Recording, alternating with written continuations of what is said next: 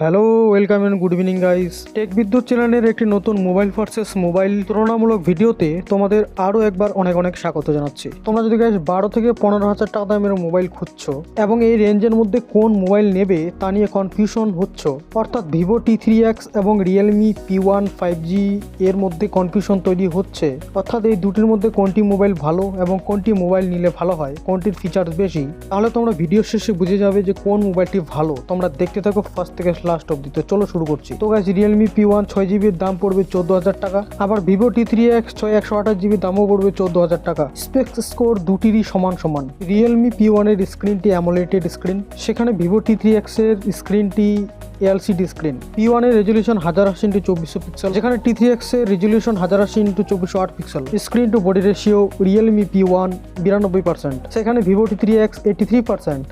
Realme P1 এ ব্যবহার করা হয়েছে 2.6 GHz এর CPU, অন্যদিকে T3X এর 2.2 GHz এর CPU ব্যবহার করা হয়েছে। অর্থাৎ এখানে রিয়েলমি P1 বাজি মারছে। P1 এর সামনের ক্যামেরা 16 MP, কিন্তু T3X এর সামনের ক্যামেরা 8 MP, অর্থাৎ এখানে P1 বাজি মারছে। P1 এর ওজন 188 গ্রাম, অন্যদিকে T3X এর ওজন 199 গ্রাম, অর্থাৎ ওজনে P1 বাজি মারছে। সিম এবং চিপ ব্যবহারের দুটি একই, অর্থাৎ দুটি ন্যানো সিম একসঙ্গে ব্যবহার করা যাবে, চিপ ব্যবহার করা যাবে না। মুক্তির তারিখ P1 এর 15 এপ্রিল 2024, T3X 17 এপ্রিল 2024। দুটি মোবাইলই বেজেল যুক্ত, অর্থাৎ দুটি মোবাইলই বেজেল আছে, বেজেললেস নয়। P1 এর রিফ্রেশ রেট 120 Hz, T3X এর রিফ্রেশ রেট 120 Hz, অর্থাৎ দুটিতে একই। P1 আকৃতির অনুপাত 20:9, T3X আকৃতির অনুপাত 20:9। P1 এর ব্রাইটনেস 200 নিটস এবং T3X এর ব্রাইটনেস 1000 নিটস, অর্থাৎ এখানে P1 এগিয়ে আছে। সঙ্গে দুটি মোবাইলের ডিসপ্লেগুলি 5 হোল ব্যবহার করা হয়েছে, এখানে কোনো পার্থক্য নেই। দুটি মোবাইলের স্টোরেজ 128GB। P1 এ মেমোরি কার্ড 2TB পর্যন্ত ব্যবহার করা যাবে, কিন্তু T3X এ মেমোরি কার্ড 1TB পর্যন্তই বাড়ানো যাবে।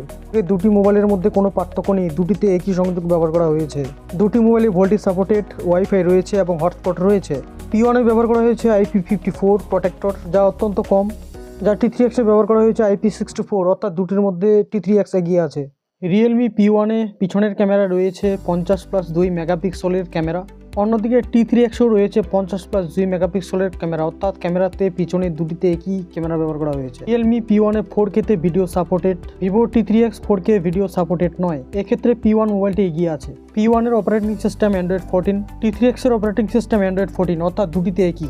রিয়েলমি P1 এর প্রসেসর ব্যবহার করা হয়েছে মিডিয়াটেক ডাইমেনসিটি 7050, ভিভো T3X এ ব্যবহার করা হয়েছে কোয়ালকম স্ন্যাপড্রাগন 6 জেনারেশন 1। দুটি প্রসেসর প্রায় এক হলেও ভিভো T3X মোবাইলটি এগিয়ে আছে। রিয়েলমি P1 এ 2.6 GHz এর অক্টা কোরের CPU, অন্যদিকে ভিভো T3X এ ব্যবহার করা হয়েছে 2.2 GHz এর অক্টা কোরের CPU, এখানে P1 মোবাইলটি বাজি মারছে।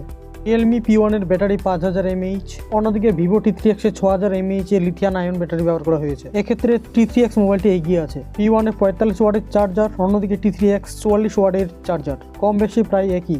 রিভার্স চার্জিং P1 এ আছে, T3X এ নেই।